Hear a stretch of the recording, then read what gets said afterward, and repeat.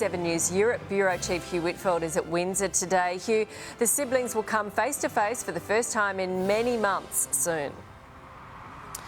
Yeah, Nat, about 13 months since they saw each other, and they'll meet in public for the first time this Saturday ahead of their grandfather's funeral. The two princes have released quite contrasting statements. Both are very touching, though, at the same time. William, in doing so, has also released this photo of Philip with his great-grandson, Prince George. It was taken in 2015 by Kate. William saying that Philip would often turn up in his carriage like this to delight the children, and his children will remember their great-grandpa and his infectious sense of adventure.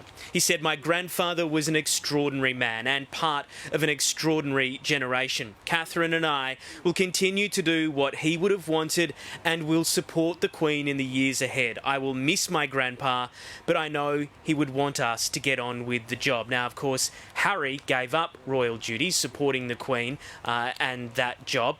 And he released this statement saying, "Like many of you who would have lost a loved one or grandparent over the pain of this past year, he was my grandpa.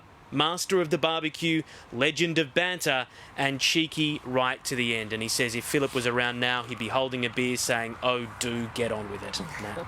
Probably. 7 News Europe correspondent Amy Parks is at Buckingham Palace. The Duke has been remembered as a selfless Nat in Parliament. Yeah, that's right, Nat. UK Parliament was recalled a day early from its Easter recess in a mark of respect to the Duke of Edinburgh, and it's been a day of heartfelt tributes from right across politics, led by the UK Prime Minister, Boris Johnson. In the constant love he gave to Her Majesty the Queen, as her liege man of life and limb, in the words he spoke at the coronation, he sustained her throughout this extraordinary second Elizabethan age, now the longest reign of any monarch in our history. And those tributes continue to flow. That special parliamentary sitting is actually on now. It started at 2:30 this afternoon and is not expected to wrap up until very late this evening. Nat? Back home now, Sunrise correspondent Bianca Stone is at Phillip Park on the Gold Coast. Bianca, a memorial has been proposed for the Duke there. Nat, good morning. It has. It was back in 1983 that this park, which is across from SeaWorld at the Spit Main Beach, was named in the Duke's honour. Now, that followed a royal visit to the Gold Coast. In fact, some people have even come down and left some tributes to the late Duke here, some flowers, some handwritten cards and things like that.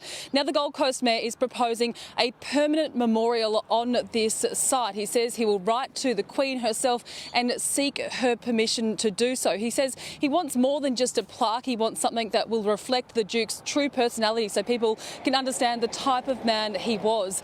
Gold Coast Mayor Tom Tate is a staunch monarchist. He says he appreciated the late Duke's sense of humour and probably sees a bit of himself in the Duke. Nat?